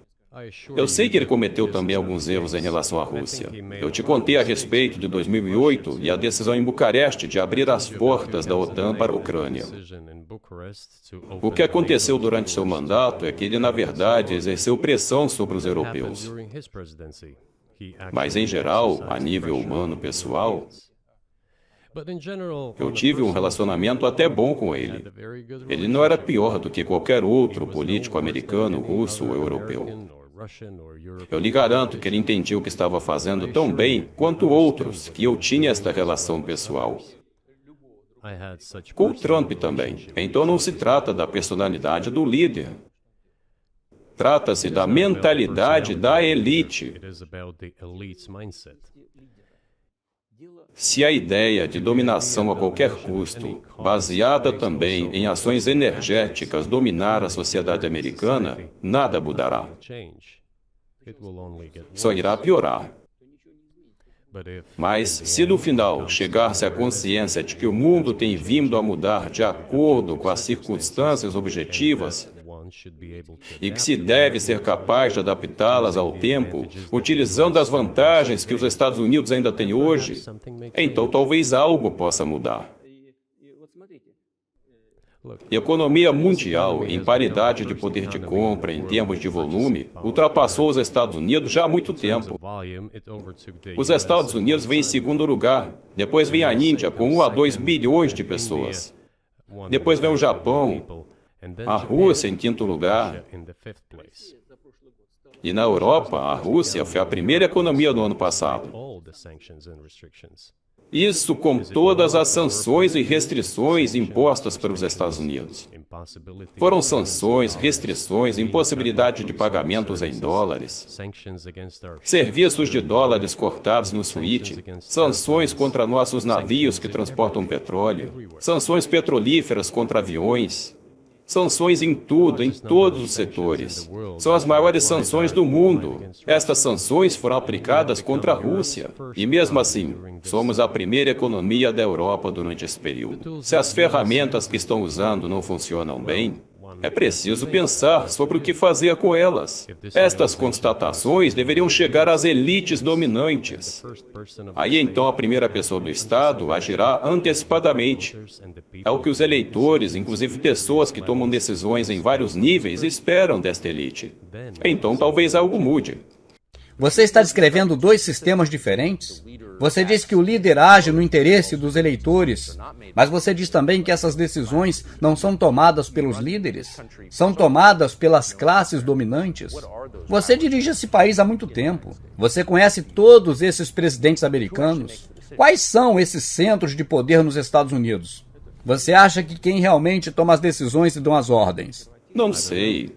É um país complexo, é conservador. Por um lado, muda rapidamente. Por outro, não é fácil para nós resolvermos tudo. For us to sort it all out. Quem toma decisões nas eleições? É possível entender isso quando cada estado tem a sua legislação. Cada estado autorregula-se. Alguém pode ser excluído das eleições a nível estatal. É um sistema eleitoral em duas fases. É muito difícil para nós compreendermos que certamente existem dois partidos que são dominantes, os republicanos e os democratas. E dentro desses dois partidos, os centros é que preparam as decisões. Então veja por que, na minha opinião, após o colapso da União Soviética, Prepare decisions. uma política de pressão tão errônea e completamente injustificada foi seguida contra a Rússia. Such an erroneous Esta é uma política de pressão, a expansão da OTAN, apoio aos separatistas em Cáucaso, after all. a criação de um sistema de míssil de defesa, todos esses são elementos de pressão. Separatists in Caucasus. Creation of É pressão em cima de pressão. Então puxar a Ucrânia para a OTAN tem tudo a ver com a pressão. Pressão, pressão, pressão. then dragging Ukraine into Porque, entre outras coisas, foram criadas capacidades de produções excessivas durante o confronto com a União Soviética. Foram criados centros especializados na União Soviética que não podia fazer mais nada. during the confrontation. Convencer a liderança política de que era necessário continuar a pressionar a Rússia para tentar desmembrá-la, para criar neste território várias entidades quase estatais e subjugá-las na forma dividida, e assim usar o seu potencial combinado para a luta futura com a China. Isso foi o erro, incluindo o potencial excessivo daqueles que trabalharam para o confronto com a União Soviética. É necessário se livrar disso. Devem haver novas forças frescas, pessoas que olhem para o futuro e assim compreendam o que está acontecendo. Agora você veja como a Indonésia está se desenvolvendo. 600 milhões de pessoas. Como escapar disso? Tem apenas que se assumir que a Indonésia entrará e já está no clube das principais economias do mundo. Não importa quem gosta ou não goste. Entenda, estamos cientes de que nos Estados Unidos, apesar de todos os problemas econômicos, a situação ainda é considerável normal. A economia está crescendo decentemente. O PIB está crescendo 2,5%, se não me engano. Mas, se formos pensar no futuro, então precisamos mudar a abordagem e nos adaptar ao que está mudando. Como eu já disse, o mundo está mudando. No entanto, independentemente de como os desenvolvimentos na Ucrânia acabarem, o mundo está mudando. E nos próprios Estados Unidos, os especialistas escrevem que os Estados Unidos estão mudando gradualmente a sua posição no mundo. São os seus especialistas que estão escrevendo isso. Acabei de ler. A única questão é que isso poderia acontecer de forma suave e não dolorosa e rápida. E isso foi escrito por pessoas que não são anti-americanas. Elas apenas sentem as tendências de desenvolvimento global. Por isso que eu estou dizendo, é necessário pessoas que pensam, que olhem para o futuro. Assim poderão analisar e recomendar decisões certas para as lideranças políticas. Eu preciso te perguntar se alguém disse claramente que a expansão da OTAN para o leste se torna uma violação da promessa que todos vocês fizeram em 90. É uma ameaça ao seu país. Pouco antes de você enviar tropas para a Ucrânia, o vice-presidente dos Estados Unidos foi à Conferência de Segurança de Munique e encorajou o presidente da Ucrânia a aderir à OTAN. Você acha que isso foi um esforço para provocá-lo?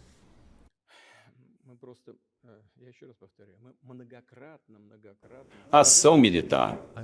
Repito mais uma vez, nós fizemos várias propostas para arrumarem uma solução para os problemas que surgiram na Ucrânia depois de 2014. Isso através de meios pacíficos, mas ninguém nos deu ouvido.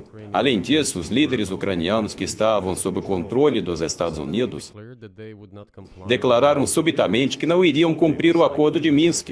Disseram que não gostavam do que estava escrito lá.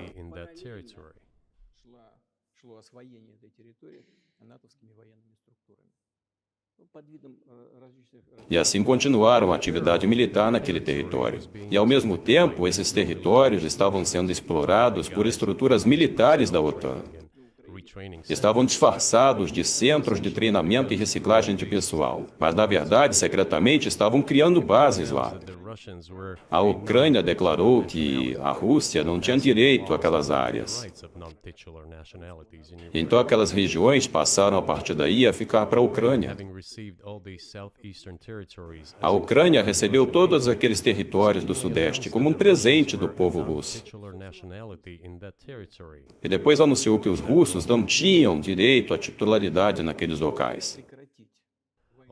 Então, tudo isso levou à nossa decisão de acabar com a guerra que os neonazistas estavam começando na Ucrânia em 2014. Você acha que Zelensky tem a liberdade de negociar uma solução para este conflito? É claro que é difícil para mim julgar, mas eu acredito que ele, de qualquer forma, costumava fazer com que seu pai lutasse contra os fascistas nazistas durante a Segunda Guerra Mundial. Uma vez eu conversei com ele sobre isso. Eu disse, o que você está fazendo? Por que está apoiando os neonazistas na Ucrânia hoje, enquanto seu pai lutou contra o fascismo? O pai dele era um soldado na linha de frente. Eu não vou contar para você o que ele respondeu. Este é um tópico separado e acho que é incorreto da minha parte fazê-lo. Mas quanto à liberdade de escolha, por que ele não chegou ao poder com base nas expectativas do povo ucraniano que ele levaria a Ucrânia à paz?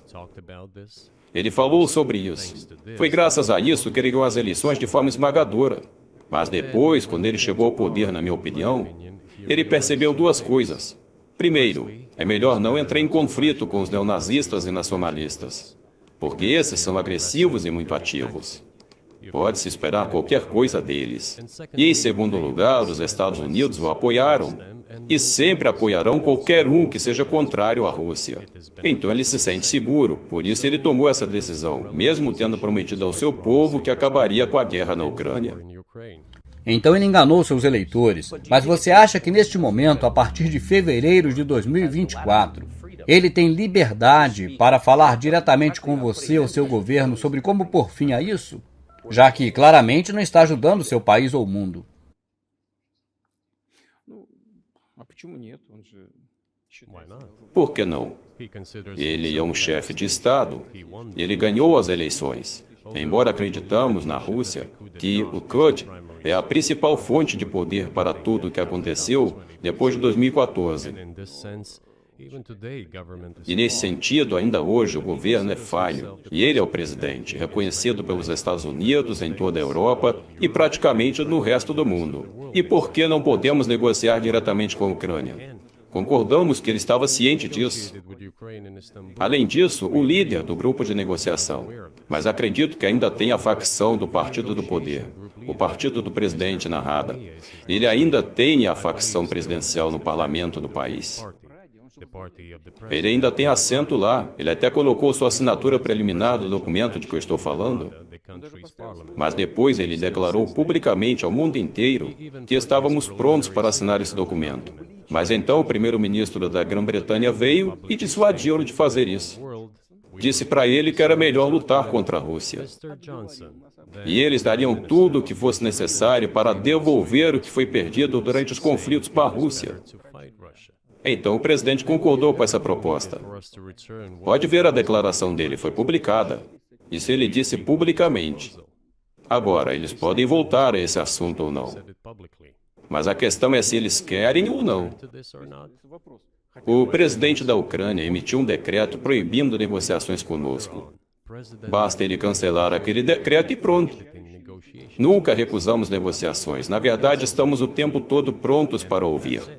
Então, publicamente, foi ele que recusou. Agora, basta ele cancelar aquele decreto. We hear all the time. Assim poderemos entrar em negociações. We have not refused. Nós nunca recusamos. E o fato deles terem obedecido à exigência, à persuasão, ou seja o que for, do primeiro-ministro britânico, We have never. parece-me ridícula. É muito triste, They obeyed the demand or porque, como disse o Sr. Arakia, nós já poderíamos ter posto fim a esta hostilidade com a guerra há um ano e meio. very sad to me. Mas os britânicos atrapalharam. E é aqui onde está hoje. The connection between Russia and Ukraine. O senhor descreveu uma conexão entre Rússia e Ucrânia. E descreveu algumas vezes a própria Rússia como ortodoxa. Você disse que é ortodoxo. E o que isso significa para você? Pela sua própria descrição, você é um líder cristão. Então, qual efeito isso tem sobre você? Você sabe, como já mencionei, em 988, o príncipe Vladimir foi batizado, seguindo o exemplo da sua avó, a princesa Olga. Himself was baptized following E então também ele batizou o seu esquadrão, e gradualmente batizou ao longo de vários anos, que ele batizou todos os poleiros. Foi um processo demorado, de pagãos a cristãos. baptized all the Rus. Levou muitos anos, mas ao final, esse processo de cristianismo oriental, But in the end, ele enraizou-se profundamente na consciência do povo russo. it rooted itself in the consciousness of Quando a Rússia se expandiu e absorveu outras nações que professavam o Islã, o budismo e o judaísmo, nations who profess Islam, a Buddhism, Rússia sempre foi muito leal às pessoas que professam outras religiões. to those people who profess other religions. Esta é a sua força. Isto é absolutamente claro. This is absolutely clear. E o fato é que os principais postulados, os principais valores são muito semelhantes, Not to say the same in all world. para não dizer os mesmos, em todas as religiões do mundo que acabei de mencionar, que são as religiões oficiais da Federação Russa. Федерации России. By the way, A propósito, as autoridades russas sempre foram muito cuidadosas com a cultura e a religião das pessoas que vieram para o Império Russo. Вот. Это все Na minha opinião, constitui a base da segurança e da estabilidade do Estado russo. the Russian statehood. All the peoples inhabiting Russia Todos os povos que habitam a Rússia, basicamente, consideram isso, a sua maternidade. over to you or to Europe. É como as pessoas que se mudam da América Latina para a Europa. Understandable example. People come, but Então as pessoas se mudam, talvez de sua pátria histórica, vai de um lugar para o outro, e essas pessoas professam diferentes religiões. and people who profess different religions in Russia consider E aqui na Rússia nós consideramos tudo isso legítimo. Aqui na Rússia consideramos uma só pátria, estamos todos juntos. Esta é uma grande família. is one big family. And our traditional E esses valores nossos tradicionais são muito importantes. mentioned one big family, but everyone has Acabei de mencionar, somos uma grande família e cada um tem suas próprias famílias. Esta é a base da nossa sociedade. E se eu disser para você, a pátria e a família estão intrinsecamente ligadas.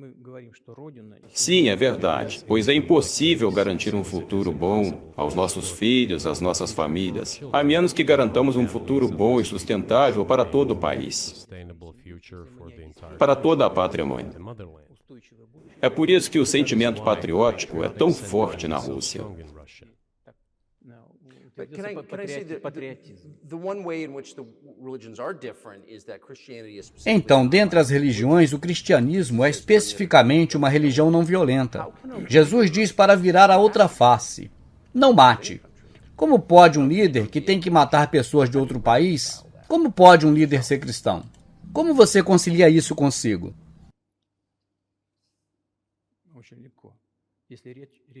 É muito fácil quando se trata de proteger a si mesmo e a sua família, a sua pátria. Nós não atacamos ninguém. Quando começaram os desenvolvimentos na Ucrânia, desde o CAT e a hostilidade que esses indas começaram, então nós estamos protegendo o nosso povo, estamos protegendo a nossa pátria e o nosso futuro. Quanto à religião em geral, você sabe que não se trata de manifestações externas. Não se trata de ir à igreja todos os dias ou bater a cabeça no chão, está no coração. E nossa cultura é tão humanamente orientada que era muito conhecido no Ocidente. E o gênio da cultura russa, a literatura russa, falou muito sobre isso. Sobre a alma russa. Afinal, a sociedade ocidental é mais pragmática. O povo russo pensa mais no eterno, sobre os valores morais.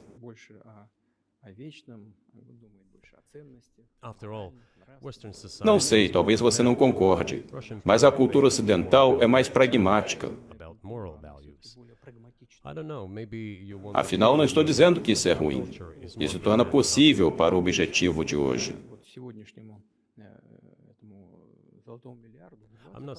Para alcançar um bom sucesso na produção, mesmo na ciência e assim por diante, não há nada de errado com isso. Só estou dizendo que parecemos iguais. Então você vê o sobrenatural em ação quando você olha para o que está acontecendo no mundo agora? Você vê Deus trabalhando? Você já pensou consigo mesmo que essas são forças que não são humanas?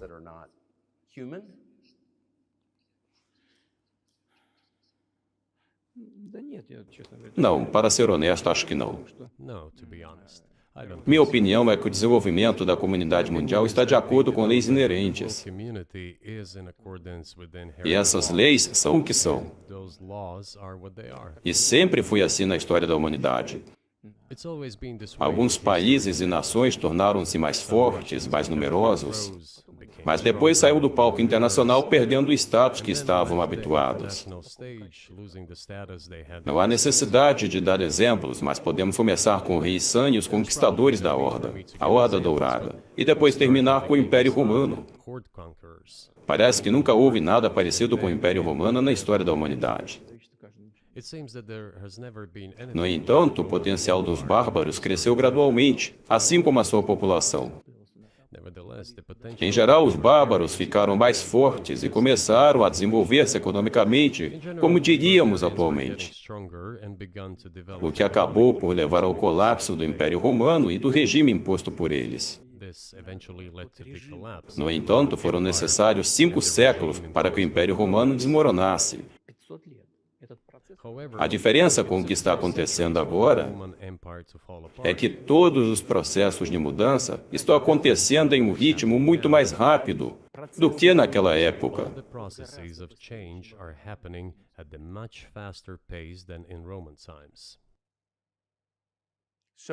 E agora, quando o império da inteligência artificial começar? Eu acho que você está fazendo perguntas cada vez mais complicadas. Para respondê-las, você precisa ser um especialista em grandes números de Big Data.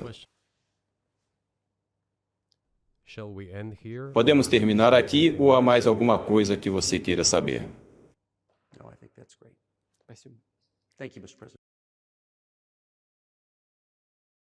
Não, acho que isso está ótimo. Obrigado, senhor.